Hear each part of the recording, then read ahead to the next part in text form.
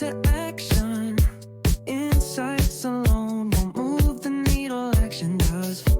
Epiphany to action is the podcast for executives, entrepreneurs, and decision makers who don't just want to think about change, but Your nervous system is your real CEO. You heard it? It's just like that. Your nervous system is your real CEO. Welcome back, beautiful people. Thank you for continuing this journey with me. It means so much to create a sacred summer space with you. This week, week 5 of our summertime series, and we are diving into something crucial: the impact of self-love on your lifestyle and your leadership. Okay, amazing topic. So let's get in it. I'm Aisha, as you know, a businesswoman, and I love to host this podcast for you.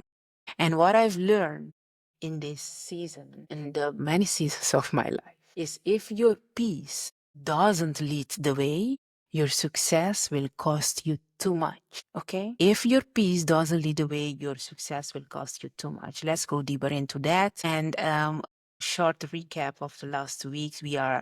The first week we start with exploring the real self-love. Second week we built a radical self-trust. It's good to go there. And third week, we showed up without performing. So being authentic, being yourself. And how do you do that? From a space of self-love.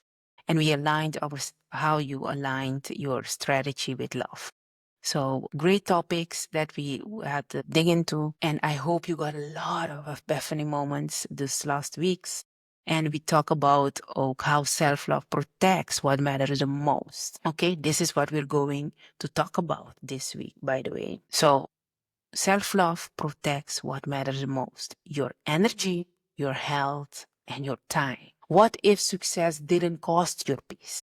What if your calendar, your team, your system, your partners, business partners, relationships were built for your nervous system, not just your goals? Here's the truth that I have to share with you today. Self-loving leaders live longer, okay? They make clearer decisions, they inspire trust, and they don't burn out, and they build great movements. But let me focus a little bit on this part. Self-loving leaders live longer. Why? You go close. You are close to yourself. I can tell you that because I'm one of them. I go in. I feel things.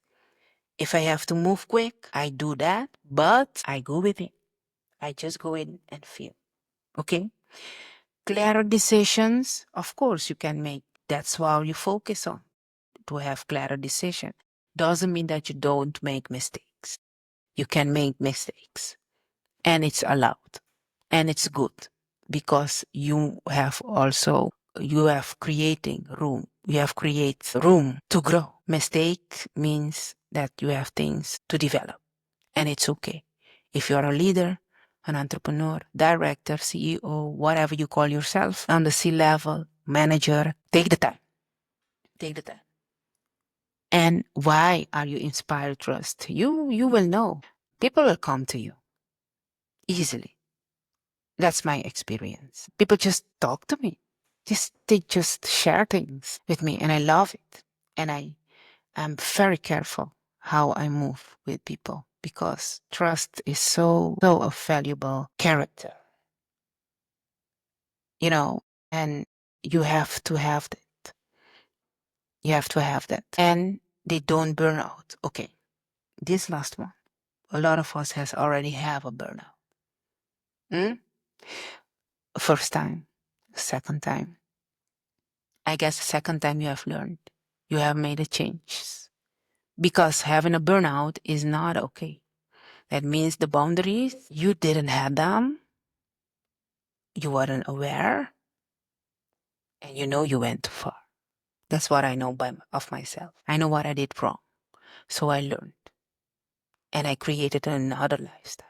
And from that experience and all these seasons, I'm sharing my knowledge, my experiences, intuitively, because I truly believe and know that talking from own experience and from truth is the best way to go. So I worked also with client. I'm going to give you an example of reframing how I work with the client on this part and how it worked out for her. She was powerful, ultra smart, booked. She was busy. Great. I love when entrepreneurs are moving, are thriving. But she was stuck in survival mode. She woke up anxious, feeling anxious. She skipped meals, over-delivered to the clients, teams, partners. She was there for everybody but herself and crash on weekends. Maybe this resonate with you right now, or maybe you are on your way, so you know what to do now because I'm going to share with you. And if you can do it alone, I'm here. So she thought that was just the price she had to pay for being a leader, for being a thriving entrepreneur, to having a thriving business. Wow, that's the way you have to do the things, but not. It's not. So we went on focusing on redesigning her life. She got a morning routine with stillness, nourishment, gym, and those kind of things for her favorite sport. I cannot remember. The gym is mine because I'm an early bird. I wake up. Many of you know I'm an early bird. 5 o'clock. I'm already there, ready to go to the gym or to do great things, to work. I declare and demand my day from a positive way, from self-love, of course, and from all the great things I want to do that day. Boundaries. Ooh, that's what we said. Around calls, communication, people who just walk in your office, not coming in. Maybe you're into that. Everybody calls the whole day. Q&A moment, a Q&A hour. We arranged for her, tasks as well, delegation of tasks, basic tasks, or, urgent tasks as well. Things that she wasn't getting energy from it means that you can delegate it. Let somebody else do it because they get a lot of energy out of it. Not you. You are the leader. You are the captain, the founder, the creator. You have to be on top of your game. You can't be depleted in your energy. And if it's there, you have to work on it. So we did these changes. There are more changes we did, of course, but these ones I want to share with you because I think this one is the right ones to start with. And the result for her was more joy, clearer vision, and the team followed her because as a leader, you have to know the energy that you download in your company is important. If you have a certain energy, that means that your people are going to feel it. Okay? So the best thing is to be on top of your game, energized, fully there, and joyful. Okay? From a space of self-love first, and then you get into the abundance. Yes. And from that abundance, you can share. So let's anchor this in your daily routine, in your beautiful life. 3 power moves you can do. Check your nervous system first. Before you say yes on any kind of question or that come to you, okay? Check your body. If you get any pain in your stomach, nausea, or anything that's not feeling right, then you know it's a no. Don't say yes. And moving from a trauma train autopilot is not the way to go. If you are moving from that space, you know that healing is the way to go. Heal first from that part. And it doesn't mean that you heal and it's ready. Remember, you heal from layer to layer. You go deeper, and every time suddenly something got up. And maybe it's because of that question. So when you've moved from the trauma, you have a red flag, something to work on. And that's also a kind of no. No for that moment. You can say yes later when you're healed. Okay? So check your nervous system first before you make your move. Your calendar is a mirror. If you have let's say, if your schedule, your calendar reflects your values, not only your tasks, because your tasks are one part. Your appointments are your tasks. And if they are, for example, back to back, that means that you're not taking rest. You have to take rest in between your appointments. Back to back is not a way to go. That's survival mode. That's organizing how to survive your day. And at the end of the day, instead of having a lot of energy, because you can have a wonderful day and finish the day with high energy. You can do that. You will feel, of course, you will feel that you have work, but I mean, the important is that you finish the day with great energy to do other things. Because if you have a family, you have to have time for them as well. I know you understand. Okay?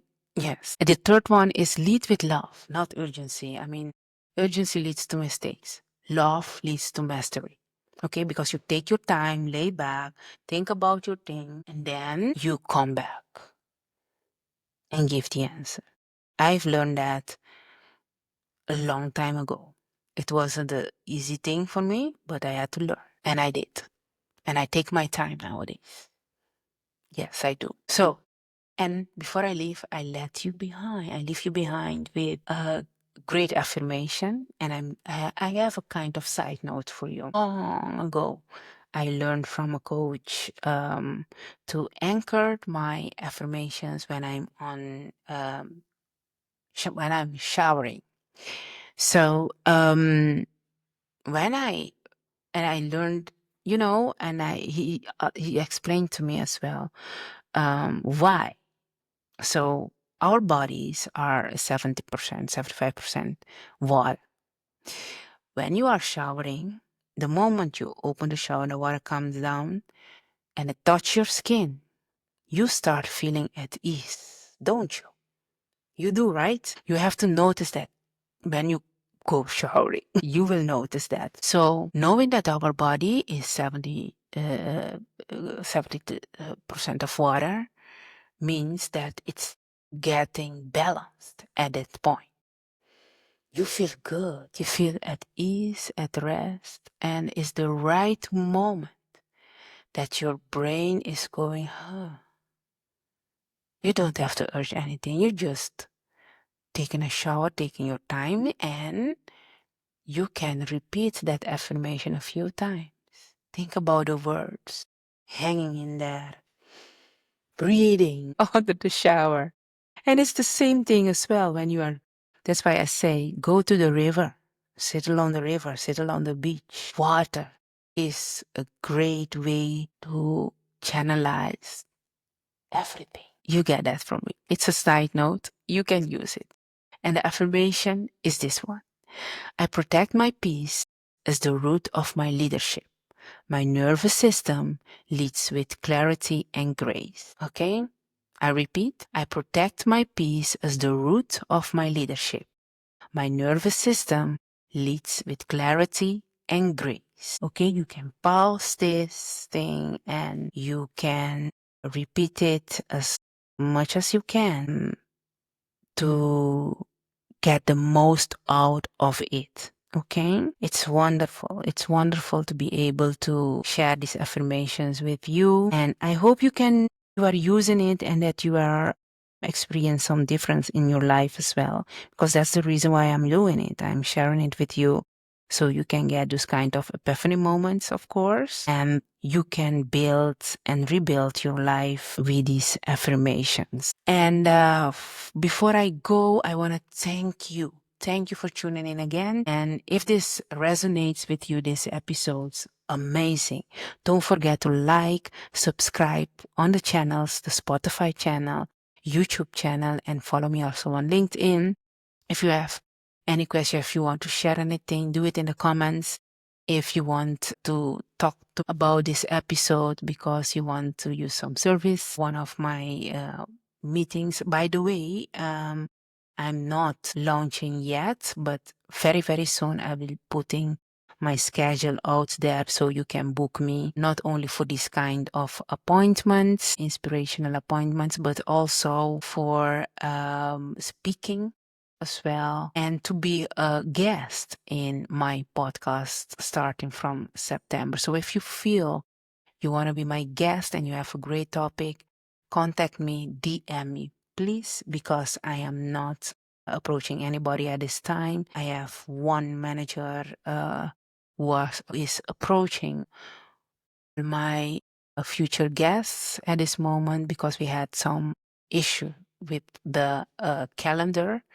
The link wasn't working and we thought it was working and those kind of things. So we are arranging things, but she's the only one who are contacting you and nobody else. So be brave, be eager to contact me if you want to be my guest. And if you want me on your show, your podcast, in your talk show, feel free to contact me as well. So for now, I leave you with this wonderful episode. I hope you got a lot of epiphany moments and that you can anchor some of these great things in your life and get the advantages out of it. So I really looking forward to see you next week. So stay tuned and till next week. Bye bye. Get it.